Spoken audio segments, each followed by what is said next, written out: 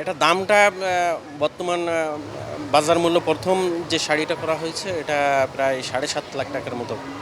ঢাকাই মসলিন এটা বাংলাদেশ তথা এই উপমহাদেশে ভারতীয় উপমহাদেশের একটা ঐতিহ্য ছিল। একসময় ব্রিটিশদের শিল্প বিপ্লব, তারপর এটা শিল্পায়নের ফলে এই মসলিনটা একসময় হারিয়ে যায় আর কি। তো দীর্ঘদিন প্রায় 150 বছর পরে এটা ব্রিটিশ আলবার্টার মিউজিয়ামে, তারপর বাংলাদেশের তাঁত বোর্ডের মাধ্যমে বস্ত্র পাট মন্ত্রণালয়ের সহযোগিতায়, বাংলাদেশ সরকারের সহযোগিতা 2021 সালে এটা জিআই পণ্য হিসেবে এটা তাঁত বোর্ডের মাধ্যমে এটা পুনরুদ্ধার করা হয়েছে এবং জিআই পণ্য হিসেবে 2021 সালে নিবন্ধিত হয় আর কি। তো এটা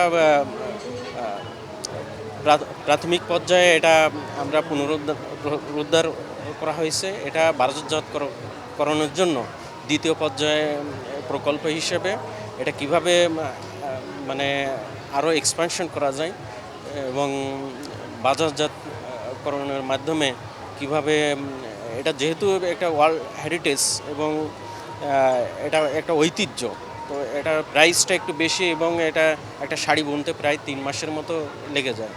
তো এটা প্রশ্ন হচ্ছে একটা শাড়ির আসলে দাম কত? এটা দামটা বর্তমান বাজার মূল্য প্রথম যে শাড়িটা করা হয়েছে এটা প্রায় 7.5 লাখ টাকার মতো পড়ছে আর কি। 7.5 লাখ টাকা। জি, তো এটা আসলে আপনারা যখন বাজারজাত করবেন তখন আসলে দাম কি রকম হতে পারে? এটা আরও কমায় আনার জন্য 2 মাস দেখা যাবে যে এটা 3.5 মাসের মতো লেগে যায় একটা মজুরি।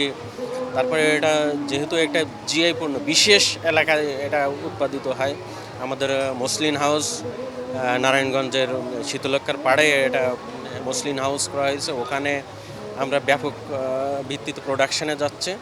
তো এটা যখন ব্যাপক ভিত্তিতে উৎপাদনে যাবে তখন এটা আশা করা যাচ্ছে 3.5 লাখ 4 লাখ টাকার ভিতরে চলে আসবে আর কি।